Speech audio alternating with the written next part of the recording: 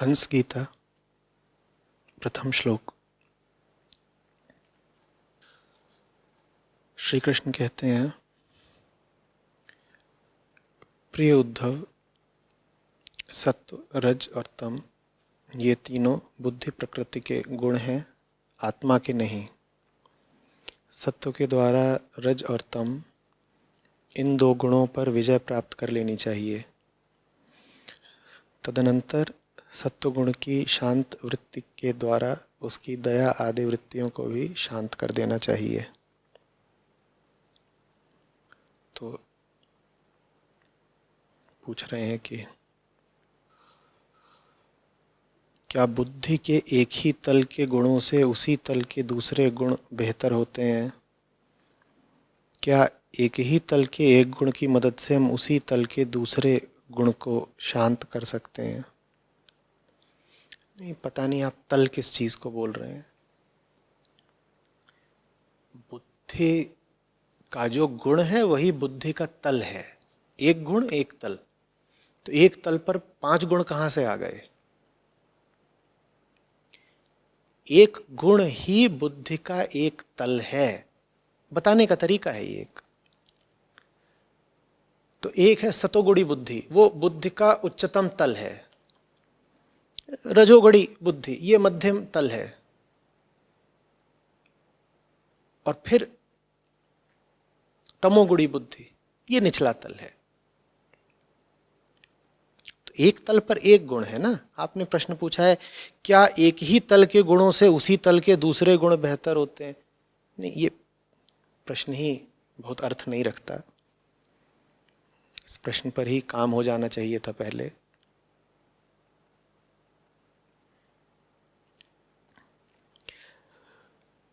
चलिए अब सवाल से आगे का जवाब देता हूं जो आपने पूछा नहीं है।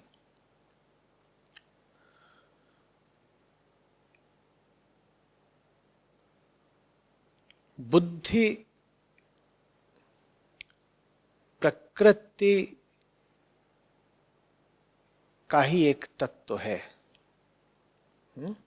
मन, बुद्धि, स्मृति, चित्त, अहंकार, शरीर ये सब जो है प्राकृतिक है ना।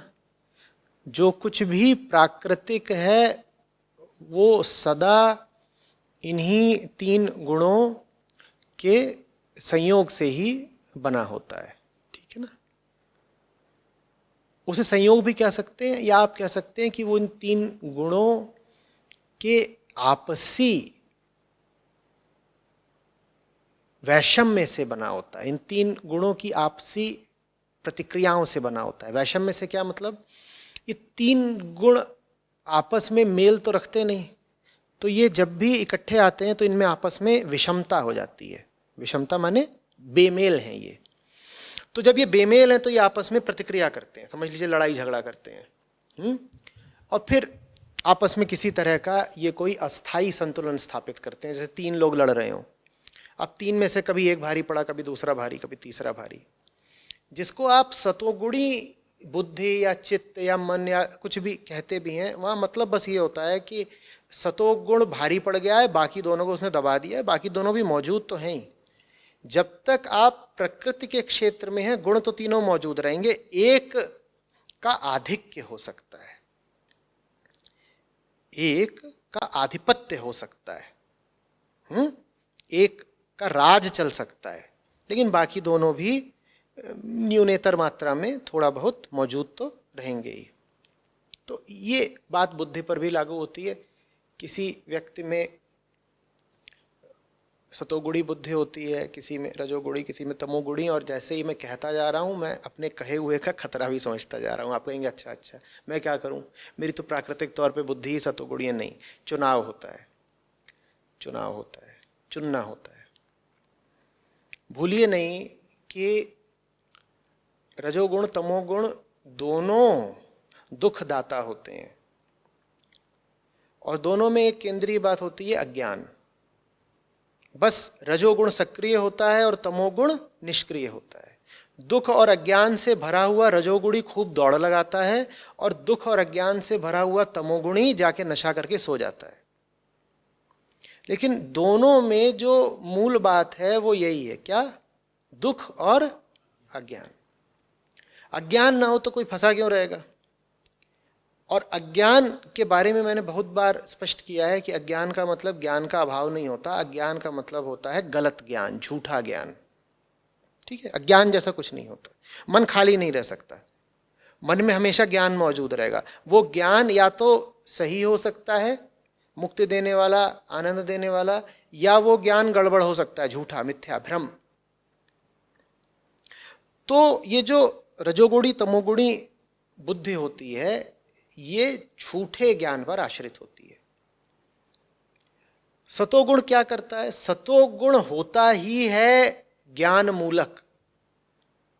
सतोगुण ज्ञान मूलक होता है, जिसमें आप समझने लगते हो चीजों को, बात समझ में आ गई, किसी ने कुछ बता दिया, कहीं कुछ पढ़ लिया, दृष्टि ने कुछ देख लिया।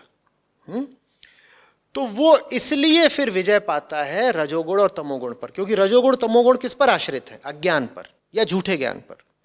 और सत्वगुण का केंद्रीय तत्व क्या है? सच्चा ज्ञान। तो इसलिए सतोगुण इन दोनों को जीत लेता है। लेकिन सच्चे ज्ञान से अगर इतनी आसानी से जीता जा सकता है रजो तमो को, तो दुनिया में इतने कम लोग क्यों सतोगुणी दिखाई देते? वो इसलिए क्योंकि वो जो सच्चा ज्ञान है वो होता है खतरनाक और महंगा। उससे हमको खतरा होता है। क्या खतरा होता है? खतरा ये होता है कि प्रमाद छिन जाएगा। प्रमाद समझते हो? नशा। और खतरा ये होता है कर्ता भाव छिन जाएगा। तमोगुण में प्रमाद होता है। तमोगुणी व्यक्ति का बिल्कुल जो सीधा साधा प्रतीक है वो है एक गंधाता, 10 दिन से न नहाया, अपनी दुर्गति करा हुआ, भ्रम कल्पना में अंधाधुंध भरा हुआ शराबी। और वो अपने बिस्तर पर पड़ा हुआ है, बिस्तर के ठीक नीचे उसने उल्टी क्या कर रखी है, दस्त भी कर रखी है, उसका पूरा माहौल दुर्गंध युक्त है। लेकिन ये व्यक्ति घोर आत्मविश्वास से भरा हुआ है और इसका इरादा है अभी और पीने का। क्यों? क्योंकि पी करके इसे प्रमाद मिलता है, और प्रमाद में अपनी तरह का एक सुख है। प्रमाद तुम्हें जीवन की हकीकत से काट देता है। प्रमाद तुम्हें अनुमति दे देता है कि तुम अपने ही दिवा स्वप्न में जियो, तुम अपने लिए एक वैकल्पिक परिदेश बना लेते हो और तुम उसमें जीना शुरू कर देते हो। इसीलिए तो नशेड़ी के लिए आवश्यक हो जाता है बार बार नशा करना। वो नशा नहीं करेगा तो अपने देश में वापस कैसे पहुंचेगा? इसी तरीके से रजोगुण का जो आश्रयदाता है वो कर्ता भाव है। रजोगुणी को यही लग रहा होता है मैं इतना कुछ कर रहा हूं, मैं करके मानूंगा, मेरी इतनी उपलब्धियां हैं, ये हासिल किया है मैंने। सतोगुण इनको काटता तो है, लेकिन काटने के साथ साथ वो तुम्हारा प्रमाद भी काट देता है और तुम्हारे बड़प्पन, तुम्हारी अकड़, तुम्हारे कर्ता भाव को भी काट देता है। ये कीमत देनी पड़ती है ज्ञान की। इसीलिए कहा मैंने कि ज्ञान खतरनाक भी है और महंगा भी है, इसीलिए सतोगुणी लोग कम पाए जाते हैं। बात समझ में आ रही है? सतोगुण आकर के तुम्हारा जो मिथ्या भवन है उसे ढहा देगा। तुमने सपनों का जो प्रासाद खड़ा करा है, सतोगुण के सामने वो टिकता नहीं है। तो सतोगुण में बड़ी मुक्ति मिलती है, सतोगुण में आज़ादी मिलती है अपने पुराने नरक से। लेकिन सतोगुण में जो आज़ादी मिली होती है उसमें अभी भी एक परनिर्भरता होती है। वो परनिर्भरता किस पर होती है? ज्ञान पर। तो इसीलिए जो लोग पूर्ण मुक्ति के आकांक्षी थे उन्होंने कहा सतोगुण कितनी ऊंची बात है, कितनी ऊंची बात है। आहा, उन्होंने सतोगुण की शान में, सतोगुण के सौंदर्य को लेकर, सतोगुण की प्रशंसा में न जाने कितनी बातें कहीं। और उन सब बातों को कहने के बाद एक थोड़ी सी बात और जोड़ी कि देखो सतोगुण बहुत ऊंची बात है, लेकिन अगर तुम्हें अभी और चाहिए हो तो तुम सतोगुण का भी उल्लंघन कर जाना, तुम और आगे निकल जाना, तुम गुणातीत हो जाना। वो फिर पूर्ण समाधि की बात हो गई, वो पूर्ण मुक्ति हो गई। तुम प्रकृति से ही परे हो गए। तीनों गुण ही प्रकृति हैं, तुम तीसरे गुण से भी आगे निकल गए, अगर सतोगुण से भी आगे निकल गए तो अब तुम्हारा प्रकृति से कोई लेना देना नहीं। अब तुम मुक्त पुरुष हो गए, अब तुम शुद्ध चेतना मात्र हो गए। बात समझ में आ रही है? लेकिन देखो वो बहुत दूर की कौड़ी है। ये बात कि मैं सतोगुण का भी उल्लंघन कर जाऊंगा, मैं ज्ञान का भी अतिक्रमण कर जाऊंगा, ये छोटे मुंह बड़ी बात है, शोभा नहीं देती। आप तो सतोगुणी होने का प्रयत्न करें, आप तो जीवन में सच्चे ज्ञान को लेकर के आए ताकि आपका झूठा ज्ञान खंडित हो। हम कोई भी अबोध अज्ञानी लोग नहीं हैं, हम सब में ज्ञान कूट कूट कर भरा हुआ है, हमारे अहंकार की सीमा नहीं है। हमें चाहिए कोई जो हमें हमारे खोखलेपन से, झूठेपन से परिचित कराए। हमारा हाल ऐसा है जैसे किसी ने गणित का सवाल उत्तर पुस्तिका के 5 पन्ने लगाकर हल किया हो और उसे पूरा भरोसा है कि उसने तो कर ही डाला, फतेह हो गई, सिकंदर हो गया वो। लेकिन भाई बात गणित की है, गणित में या तो कुछ सही होता है या गलत होता है। तुमने 5 पन्ने जरूर भर डाले लेकिन वो सब गलत है। ये हिंदी या अंग्रेजी साहित्य थोड़े ही है कि बहुत सारा लिखोगे तो कुछ नंबर तो पा ही जाओगे। यहां मामला गणित जैसा है, तुमने जरूर 5 पन्ने का उत्तर दिया, जरूर तुमने रात भर अपनी बात बताई। मेरे साथ हुआ है ऐसा। लोग आते हैं, बैठते हैं, कहते हैं आचार्य जी बत्ती थोड़ी कम कर दीजिए, थोड़ा सा प्रकाश मंद कर दीजिए, तभी अपनी बात बोल पाऊंगा। तो चलो भैया मैं बैठ जाता हूँ, बोलो। अब वो 3 घंटे तक अपनी गाथा सुनाता है और मैं सुन रहा हूँ। उसके बाद बोलने के लिए मेरे पास 3 शब्द होते हैं। मैं कहता हूँ सब झूठ है। तुमने बहुत कुछ बोला पर उसका कुल जमा सार ये है कि जो कुछ बोला सब झूठ था। हाँ, तुमने जो बोला तुम्हें उसमें बड़ा अर्थ, बड़ा महत्व दिखाई देता है। तुम्हें लगता है मैंने बड़ी बात बोल दी, देखो मेरी जिंदगी का अहम मसला है, मेरे मन की गुप्त और केंद्रीय बात है, मैंने आचार्य जी के सामने उजागर कर दी, अब वो ज़रूर मेरे कहे को महत्व देंगे। मैंने इतने अपने मार्मिक हार्दिक अल्फाज और एहसास उनको बताए हैं, उनके पास मेरे जज्बात के लिए कुछ तो सम्मान होगा। नहीं, मेरे पास नहीं है, मैं तो बोलूँगा सब झूठ है। तो सतोगुण ऐसा ही होता है। तमो के पास नींद है, रजो के पास लंबी लंबी कहानियां। तमोगुण से बोलो कहानी सुना, उसने सुना ही नहीं, वो तुम्हें क्या सुनाएगा? वो तुम्हारी बात नहीं सुन रहा हो, तुम्हें क्या सुनाएगा? तुम उससे बोल रहे हो कहानी सुनाओ, धुत्त है। अच्छा, टुन्न, कोई कहानी नहीं है, उसकी कहानी यही है। और वो उठेगा तो वो कहानी वहानी छोड़ो, दूर की बात है, वो सोडा मांगेगा।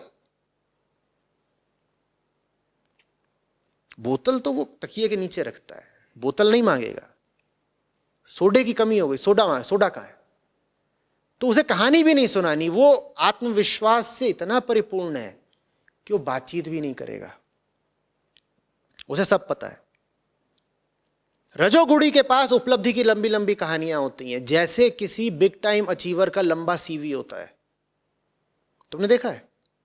कोई 40-45 साल का हो गया हो, उसका सीवी देखना, 5, 7, 10 पन्ने का हो जाता है। कॉलेजी लड़कों को बड़ी दिक्कत आती है, 1 पन्ना भी कैसे भरें, उनके पास कुछ होता ही नहीं। कह रहे क्या दिखाएं? 10वीं में 52%, 12वीं में 42, खो खो खेलने गए थे उसमें भी फिसड्डी निकले थे। लिखे क्या?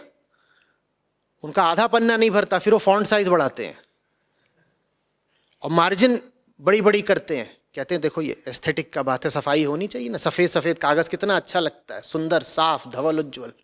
तो ऐसे करके। और जो ये रजोगुणी टॉप अचीवर होता है 40 साल के, इनके आते हैं सीवी, ये 8 पन्ने का होगा, 8 पन्ने का सीवी होगा, उसका 16 पन्ने के रेफरेंसेस। तो रजोगुणी के पास कहानियां बड़ी बड़ी होती हैं, लंबी कहानियां। ज्ञान का काम है, तुमने लंबी कहानी सुनाई, उसने ध्वस्त कर दिया, बुरा लगता है, लेकिन आज़ादी मिलेगी, बहुत बड़ी आज़ादी है ये। शुरू में डरोगे, लेकिन इसी डर के पार आज़ादी है।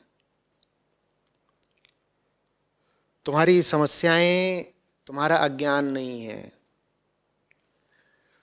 ये बात मुझे बहुत पहले समझ में आ गई थी कि कोई ऐसा नहीं है जो नासमझ है। लोग नासमझ नहीं है, वो बेईमान है। न नासमझ है न नाफरमान हैं, हम सिर्फ बेईमान हैं। नाफरमानी समझते हो? अवज्ञा। तुम्हारी आज्ञा नहीं मान रहा वो, आज्ञा वो मान ही नहीं सकता, तुम्हारी आज्ञा मानेगा तो वो बिखर जाएगा। तो तुम्हारे सामने नाफरमानी करेगा, तुम कोई भी हो, मैं ये नहीं कह रहा हूं कि तुम उसके ऊपर तानाशाही चला रहे हो, तुम उसके शुभचिंतक भी हो, तुम उसे जो बोलोगे वो तुम्हारे सामने खड़ा होकर के नहीं मानेगा, मान लिया तो वो बिखर जाएगा।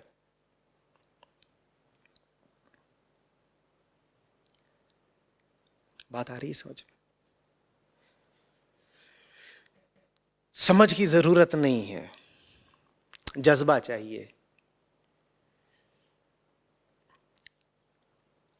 अपने खिलाफ तुम में जब तक विरक्ति नहीं उठ रही, अपने खिलाफ तुम में जब तक उदासीनता ही नहीं, घृणा नहीं आ रही, तुम अपनी तमोगुणी या रजोगुणी प्रकृति को छोड़ोगे ही नहीं। तुम में जब तक अपने प्रति एक सक्रिय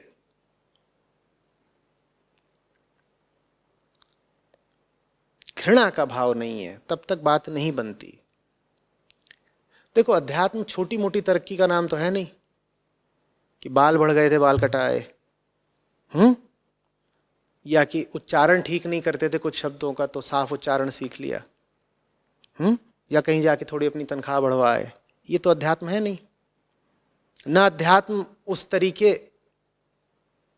की युक्तियों का और तरकीबों का नाम है कि गुस्सा ज्यादा आने पर क्या करें, तो 10 से 1 तक उल्टी गिनती गिन लो, थोड़ा सी तो तरक्की हुई ना। देखो, पहले गुस्सा ज़्यादा दिखाते थे, अब कम दिखाते हैं, आध्यात्मिक हो गए। ये सब अध्यात्म नहीं। अध्यात्म तो तुम्हारे केंद्र के पूरे बदलाव का नाम है, तुम्हें इंसान दूसरा हो जाना। इसीलिए अध्यात्म को महामृत्यु बोलते हैं। जो पहले बंदा था वो खत्म ही हो जाएगा, नया बंदा जन्म लेता है, और वो तब तक नहीं हो सकता जब तक तुम में जज्बा ना हो। तुम में उस पुराने के प्रति बड़ा जबरदस्त वैराग्य होना चाहिए। उस पुराने के लिए तुम्हारे पास लगभग नफरत होनी चाहिए, तभी तो उस पुराने को तुम त्याग पाओगे। नया तुम बनोगे कैसे अगर तुम्हें अपने पुराने स्वत्व में ही बड़ा गुरूर है, और तुम्हें अपने पुराने स्वत्व में, अपनी पुरानी हस्ती में कितना गुरूर और कितना विश्वास है, उसका मैं तुमको एक पैमाना बताए देता हूं, जांच लेना। तुम कितना अपनी सुरक्षा करते हो, तुम बदलाव से कितना भागते हो, जो तुम्हें बदलना चाहता है उससे तुम कितना मुंह छुपाते हो। बस यही बता देगा कि तुम कितने ज्यादा जबरदस्त अहंकार और रजोतमो से भरे हुए हो।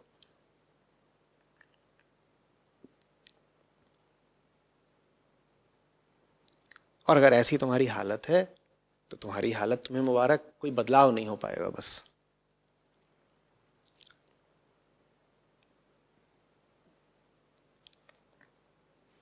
मुक्ति कोई अनिवार्यता थोड़ी है कि जबरदस्ती तुम पर थोपी जाए। मुक्ति अगर अनिवार्यता ही होती तो अस्तित्व तुम्हें बंधन क्यों सौंपता? फिर तो मुक्ति अगर अनिवार्य है तो सब स्वतः ही मुक्त हो जाते। ये तो फिर अस्तित्व का नियम होता कि सबको मोक्ष मिलेगा। मुक्ति अनिवार्य नहीं होती। मुक्ति तो तुम्हारी गहरी लालसा का प्रतिफल होती है। मुक्ति तो भीतर से उठती कराह होती है।